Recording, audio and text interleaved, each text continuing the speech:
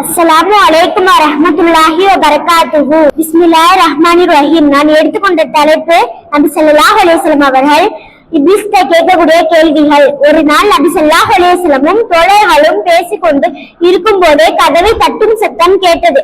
நண்பர்கள் யார் கதவை தட்டுறா அப்படின்னு கேக்குறாங்க. அதுக்கு நபி சொல்றாங்க, இப்லீஸ் தான் கதவை தட்டுறா அப்படின்னு. அதுக்கு உமர் அவர்கள் அவனை கொன்ற அவனால் தானே பிரச்சனை நபிட்ட கேக்குறாங்க. அதுக்கு நபி சொல்றாங்க, அவனை கொல்றலையோ உரிமையோ பெருமையோ அவனுக்கு கிடையாதல்லவா அப்படின்னு சொல்றாங்க. இப்லீஸ் கதவை திறந்துகிட்டு உள்ளே வருவான். வந்ததும் நபிக்கு சலாம் சொல்லுவான். சலாம் என்றால் உண்மையில் சாந்தி உண்டாகட்டும் அப்படிங்கிற அர்த்தம். இது நபி சொல்லுவாங்க, உண்மையில் சாபம் உருவாகட்டும் அப்படின்னு. நபி கேக்குறாங்க, நீ எதுக்குள்ள வந்த அப்படின்னு கேக்குறாங்க. அதுக்கு ஷைத்தான் சொல்றான், அல்லாஹ் தான் வர சொன்னான். அல்லாஹ் சொன்னான், அவங்க கேட்கிற கேள்விக்குனா சரியான பதில் மட்டுமே சொல்லும், இல்லன்னா வெளிய மாதிரி ஊத்திருவேன் அல்லாஹ் சொன்னான்னு ஷைத்தான் சொல்றான். நபி கேக்குறாங்க, உன்னுடைய முதல் எதிரி யாருன்னு கேக்குறாங்க. இப்லீஸ் சொல்றான், நபி ஸல்லல்லாஹு அலைஹி வஸல்லம் கை காட்டி நீங்க தான் என்னுடைய முதல் எதிரின்னு சொல்றான். இரண்டாவது எதிரி யாருன்னு நபி கேக்குறாங்க. ஷைத்தான் சொல்றான், இஸ்லாத்தை பின்பற்றக்கூடிய வாலிபன் அப்படின்னு. மூணாவது எதிரி யாருன்னு நபி கேக்குறாங்க. ஷைத்தான் சொல்றான், பேணுதலான ஆலிம். நாலாவது எதிரி யாருன்னு நபி கேக்குறாங்க. ஷைத்தான் சொல்றான், சுத்தத்தோடு இருப்பவர்கள். ஐந்தாவது எதிரி யாருன்னு நபி கேக்குறாங்க. ஷைத்தான் சொல்றான், பொறுமையாளன். நபி கேக்குறாங்க, பொறுமையாளன்னு நீ எப்படி கண்டுபிடிப்ப அப்படின்னு கேக்குறாங்க. ஷைத்தான் சொல்றான், 3 நாள் அல்லாஹ் பட்டினி போட்டாலும் அடுத்தவரிடம் உதவி கேட்க மாட்டார். அடுத்த எதிரி யார்? நன்றி செலுத்தக்கூடிய பணக்காரன். நபி கேட்கிறாங்க, என்னுடைய உம்மத்து தொழுதால் என்னுடைய நிலை எப்படி இருக்கும்னு கேக்குறாங்க. நபி ஷைத்தான் சொல்றான், என் கடுமையான காய்ச்சல் அடிக்கும். நோன்பு நோக்கும் போது என்னுடைய நிலை எப்படி இருக்கும் நபி கேட்கிறாங்க. ஷைத்தான் சொல்றான், நான் என் நிலை கைது செய்யப்பட்டது போல் என் நிலை மாறிவிடும். ஷைத்தான் சொல்றான், ஹஜ்ஜுக்கு வரும்போது என்னுடைய நிலை எப்படி இருக்கும் நபி கேட்கிறாங்க. ஷைத்தான் சொல்றான், நான் பைத்தியக்காரனாக ஆகிவிடுவேன் அப்படின்னு சொல்றான். சதக்கா தர்மம் செய்யும் போது என்னுடைய நிலை எப்படி இருக்கும் நபி கேட்கிறாங்க. ஷைத்தான் சொல்றான், ரொம்ப தச்சா இருக்கிற மாதிரி இருக்குன்னு. இப்ப ஷைத்தான் அல்லாஹ்ட்ட கேட்கிறான், அல்லாஹ் எனக்கு ஒரு வீடு வேணும். வீடு வேணும். ஷைத்தானின் வீடு கழிவறை. ஷைத்தானின் மஜ்லிஸ் சபை இது. ஷைத்தானின் மஜ்லிஸ் சபை முச்சது. ஷைத்தானுடைய மோதினார் யார்?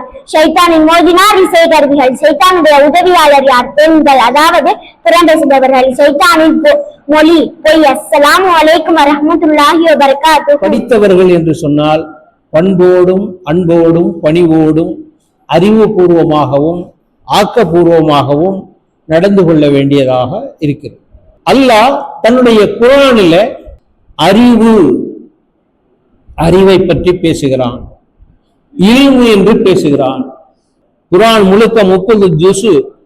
அந்த குர்ஆன்ல மொத்தம் 80 இடங்களிலே இல்மு என்றும் அல்பாப் என்றாலும் அதுவும் அறிவுதான், அதுவும் கல்விதான் என்றும் அல்லாஹ் 16 இடங்களிலேயும் அல்லாஹ் சொல்கிறான், குறிப்பிடுகிறான். அஃபலா யதபரூனல் குர்ஆன அம் அலா குலுஃபின் அக்ஃபாலுஹா. இந்த குர்ஆனை அவர்கள் சிந்திக்க வேண்டாமா என்று அல்லாஹ் கேட்கிறான். அப்புறம் 2வது அத்தியாயத்துல 269 அல்லாஹ் கேட்கிறான், அறிவுடையோரை தவிர யாரும் சிந்திப்பதில்லை. மழை பெய்கிறது, இந்த மழையை யார் இறக்கியது என்பதை பற்றி மனிதர்கள் சிந்திக்க வேண்டாமா? இந்த மழையை நீங்கள் இறக்கினீர்களா, இல்லை நாங்கள் இறக்கினோமா? இந்த மழை நீங்கள் வானத்திலே இருந்து பொழிகிற போது அதை உப்பு நீராகவே நான் மாற்றிவிட்டேன் என்றால் அதை அந்த ஒரு பவரை, அந்த ஒரு சக்தியை என்னிடம் இருந்து தடுப்பது யார்? இதை நாம் சிந்திக்க வேண்டாமா? அது மட்டுமல்ல, அல்லாஹ் கேட்கிறான், அஃபலா யன்துரூன அலல் இலை கைஃப குலிகத். இந்த ஒட்டகம் எவ்வாறு படைக்கப்பட்டிருக்கிறது என்பதை பற்றி இந்த மனிதன் சிந்திக்க வேண்டாமா? அல்லாஹ் கேட்கிறான். மலைகளை படைத்தோமே, அந்த மலைகளை பற்றி நீ சிந்திக்க வேண்டாமா? இந்த மலைகள் பூமிக்கு உள்ளே ஒரு ஆணியை போல ஊன்றப்படுகிறது.